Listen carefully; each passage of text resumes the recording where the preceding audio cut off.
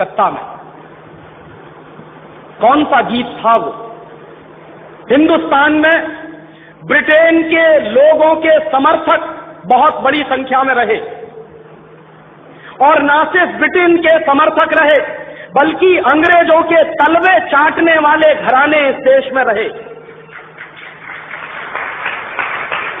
अंग्रेजों की जी हजूरी करने वाले घराने इस देश में रहे, और जिन खानदानों ने अंग्रेजों के जितने ज्यादा तलवे चाटे, उन्हीं खानदानों का नाम इस देश में गर्व से लेते हैं लोग।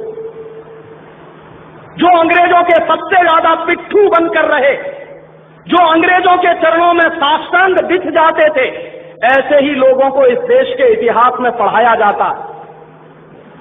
और ऐसा ही एक खानदान था जो अंग्रेजों की गुलामी में आकंठ डूबा हुआ था।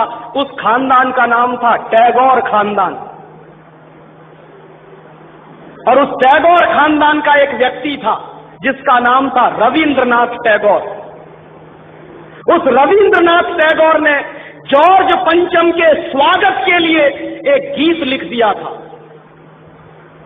और ना सिर्फ उस आदमी ने वो गीत लिखा, बल्कि कलकत्ता में जब जॉर्ज पंचम पहुंचा और उस भरी सभा में जहां लाखों लोग उपस्थित थे, हिंदुस्तान की गुलामी का गीत गाया गया और ब्रिटेन के राजा का सम्मान किया गया। और ये काम रविंद्रनाथ टैगोर ने अपने मुंह से किया।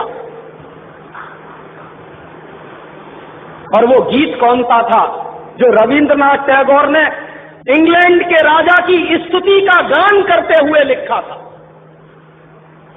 वो गीत वही है जिसको आप कहते हैं जन गण मन अधिनायक जय हे भारत भाग्य विधाता। बहुत शर्म आती है मेरे जैसे आदमी को जब वो गीत गाने के लिए कोई मुझे कहता है कि ये गाओ। क्यों गाएं उस गीत को? रविन्द्रनाथ टैगोर तो चापलूसी करते थे अंग्रेजों की, रविन्द्रनाथ टैगोर तो चाटुकार थे अंग्रेजों के, और रविन्द्रनाथ टैगोर तो साइकोसेंट थे अंग्रेजों के। इसलिए उन्होंने अंग्रेजों के राजा के सम्मान में वो गीत लिखा था। मैं तो नहीं हूं, मुझे तो अंग्रेजों की चापलूसी से कोई मतलब नहीं। मैं तो अंग्रेजों का उससे ज्यादा विरोधी हूं जितना कोई हो सकता। लेकिन मेरे आजाद देश में उस गीत को बार बार गवाया जाए, ये मेरा राष्ट्रीय अपमान का प्रश्न है। और जिस गीत को अंग्रेजों के राजा जॉर्ज पंचम के स्वागत में गाया था रविन्द्रनाथ टैगोर ने, वही गीत 5 दिन पहले दिल्ली के एयरपोर्ट पर गाया गया महारानी के सम्मान में। आपने कभी ध्यान दिया है उस गीत के शब्द क्या हैं और उन शब्दों का मतलब क्या है? जन गण मन अधिनायक जय हे, हिंदुस्तान की जनता के मनों के अधिनायक तुम्हारी जय हो, ये मतलब है। जन गण मन अधिनायक जय है माने जॉर्ज पंचम तुम हिंदुस्तान की जनता के मनों के, जनता के गणों के अधिनायक हो, सुपर बॉस हो, इसलिए तुम्हारी जय हो। ये रविन्द्रनाथ टैगोर गा रहे हैं। भला इससे ज्यादा चाटुकारिता का दूसरा कोई प्रमाण मिल सकता? इससे ज्यादा साइकोफेंसी का दूसरा कोई प्रमाण आपको मिल सकता?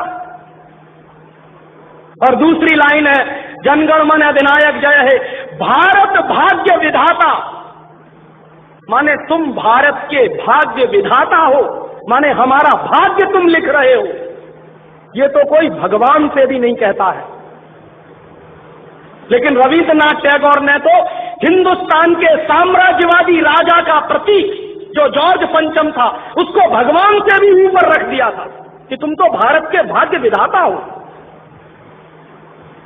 पंजाब सिंध गुजरात मराठा द्राविड़ उत्कल बंग, विंध्य हिमाचल यमुना गंगा, उच्छल जलधि तिरंग, तब शुभ नामे जागे तब शुभ आशीष मांगे। माने पंजाब सिंध गुजरात मराठा द्राविड़ उत्कल बंग, ये सारा हिंदुस्तानी इलाका तुम्हारे लिए आशीष मांग रहा है।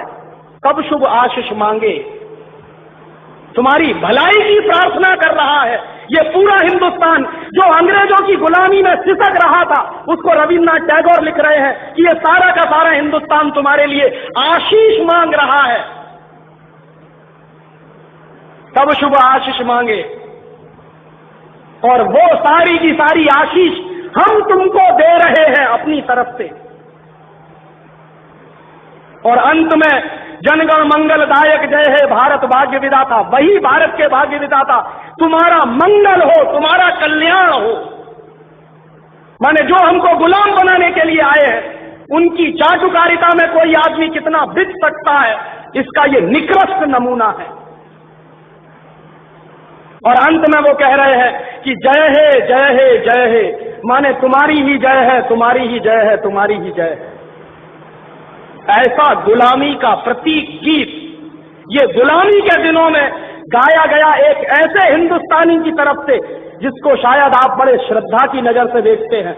और ये गीत जब गा दिया था उन्होंने और चरणों में बिछ गए थे रविंद्रनाथ टैगोर, तब अंग्रेजों ने उनको नोबेल प्राइज दिलवा दिया था पुरस्कार के रूप में। रविंद्रनाथ टैगोर को ऐसे ही नोबेल प्राइज नहीं मिला था। अंग्रेजों ने कुछ नियम बनाए थे, कुछ परंपराएं बनाई थी, और अंग्रेजों के नियम क्या थे? जो अंग्रेजों की जितनी ज्यादा चाटुकारिता करे, जो अंग्रेजों के जितने ज्यादा पैर चाटे, उसी को अंग्रेजी सरकार राय बहादुर का खिताब देती थी। उसी को अंग्रेजी सरकार हिंदुस्तान में और इंग्लैंड में नाइटहुड की पदवियां दिया करती थी। ऐसे ही लोगों को अंग्रेजों की तरफ से इनाम मिलते थे, क्योंकि वो अंग्रेजों के चरण चाटते थे और हिंदुस्तान को गालियां देते थे। और ऐसे चरण चाटू लोग आपने नाम सुना है, हिंदुस्तान के राजाओं के दरबार में कुछ चारण और भाट हुआ करते थे। वो चारण और भाट क्या करते थे? राजा चाहे जितना गंदा हो, चाहे जितना बदमाश हो, चाहे जितना लफंगा हो, लुच्चा हो, वो चारण और भाट हमेशा राजा की प्रशंसा ही करते थे। बदले में राजा उनको कुछ इनाम बांटता था।